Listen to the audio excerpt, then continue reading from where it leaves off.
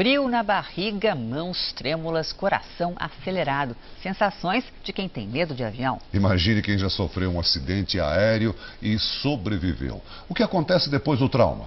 Veja agora, na nossa série especial.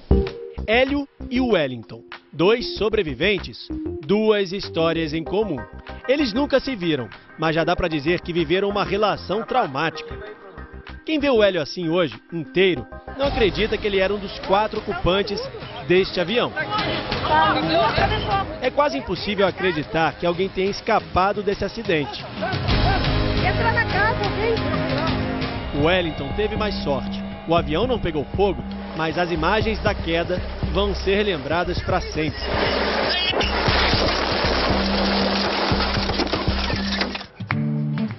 Foto agora só assim, com o avião no chão.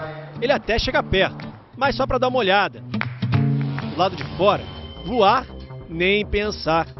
Medo de morrer mesmo, frio na barriga, um medo de subir e não descer mais.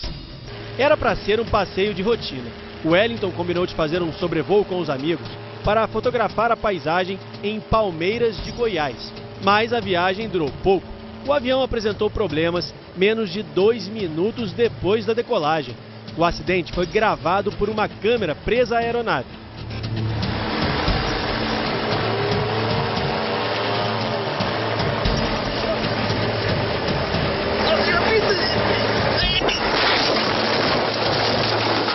Veja mais uma vez, o avião cai de uma altura equivalente a um prédio de 10 andares.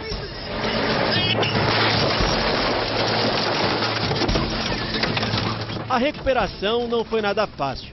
O Wellington machucou a coluna, teve que ficar uma semana na cama de hospital e nunca mais subiu num avião. As brincadeiras com o assunto são uma maneira de amenizar o trauma. Sempre brinco, a hora que eu for voar, ou eu vou para uma cidade igual Rio de Janeiro ou Nordeste, que se cair, pelo menos cai, morre bonito, né? Morre num cenário melhor. Hélio só conseguiu lembrar os detalhes do que aconteceu depois de ver as imagens do resgate. 2 minutos depois que a gente decolou, até então decolagem normal, então o avião já estava no procedimento ali de subida, pegar altitude, e aí foi quando o piloto nos avisou que estava com algum problema na aeronave. Isso fica muito claro na minha cabeça. E aí, segundos depois desse primeiro anúncio dele, ele nos disse: a gente vai cair. O avião era este, um Cessna 177. Na queda, a aeronave de pequeno porte se chocou com uma casa e explodiu. O acidente aconteceu em Curitiba, no Paraná. Moradores correram para tentar ajudar. Enquanto o avião pega fogo, Hélio aparece lá no fundo, sendo carregado até a calçada. Vizinhos usam extintores dos próprios automóveis para tentar apagar o incêndio. Este sai de casa de roupão, um verdadeiro mutirão contra as chamas. Tem alguém na casa? Hélio foi o único sobrevivente. Deitado no chão, ainda confuso, o empresário queria se levantar. Ele teve ferimentos apenas no rosto e nos braços. Nem parecia vítima de um acidente aéreo. Hélio ficou 18 dias na UTI, 3 em coma induzido. O trauma, ele ainda tenta superar. Momentos antes do embarque, enfim, tudo que eu passei no hospital, é inevitável, passa assim um filme na cabeça. Voltar a voar em avião particular, avião pequeno, acho que vai ser difícil. Entra na casa, alguém? Pano molhado, gente, pano molhado. Quase metade da população do planeta voa ou já voou alguma vez de avião, segundo a Associação Internacional de Transportes Aéreos. De acordo com a Rede Americana de Segurança da Aviação, o índice de acidentes com aviões comerciais tem sido cada vez menor no mundo. Em 2015, aconteceu um acidente com mortes a cada 4.857.000 voos. É pouco se comparado com acidentes de motos, carros, ônibus e caminhões. O problema é que impressionam mais pela quantidade de vítimas envolvidas. No caso da família de seu Francisco, todos saíram com vida, mas o trauma ficou.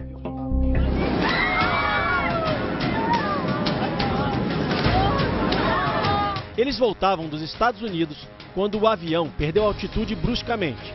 Seu Francisco caiu no chão e quebrou a perna. Até hoje anda com dificuldade. Aí parou de cair. Aí eu fui lançado no teto e do teto eu vim para baixo. Bati no banco e caí no chão. No banco quebrei o ombro e as 4 costelas e no chão quebrei o fêmur. Você se machucou muito? Foi bastante trauma.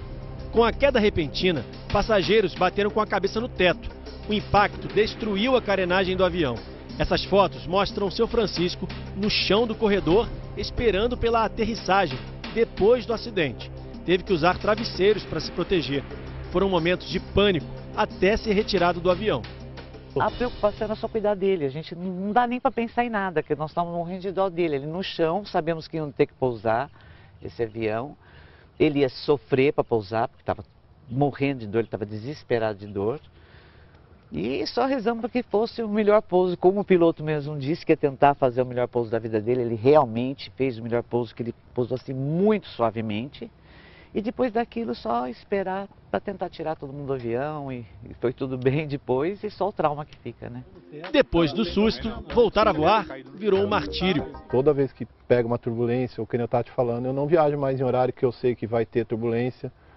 Ou esses dias mesmo estava céu claro, começou a balançar, é inegável você não lembrar do que aconteceu.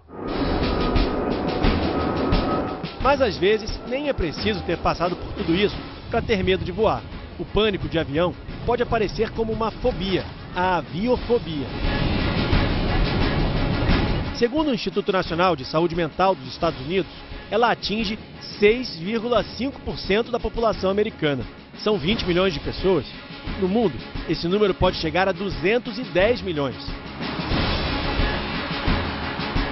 Por exemplo, ele sofreu um acidente, mas o acidente, de fato, ele sobreviveu, tudo isso. Tá? Isso pode desencadear o medo exacerbado de avião. No caso, o acidente do avião. Em avião. Ele desencadeou no carro, um trauma no carro. Tá? Ele pode substituir o carro pelo conteúdo do avião.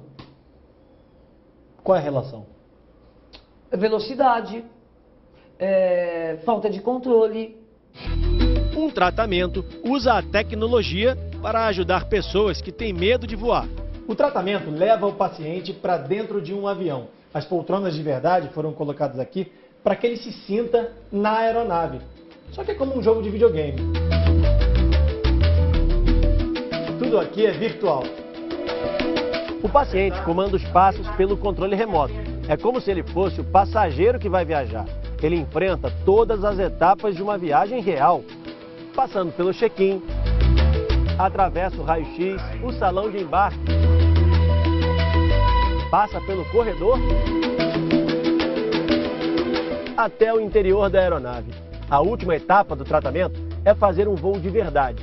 Primeiro, os médicos indicam viagens curtas, mas para quem tem pavor, chegar até aqui já é uma superação.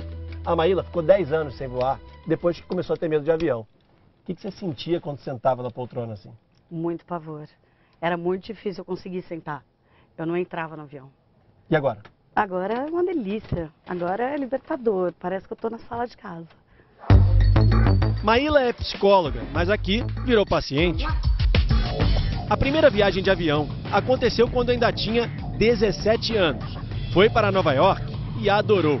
O medo de voar só surgiu anos depois, durante um voo para Fortaleza. E pior, não houve nada que colocasse a vida dela em risco.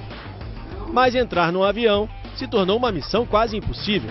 Ela só voltou a voar depois do tratamento virtual. Eu ficava desesperada na porta automática. Maíla entrou para a lista das pessoas que amam viajar. E é bem possível que agora esteja por aí se preparando para embarcar em algum avião. Porque para quem venceu o medo, o céu não é mais um limite.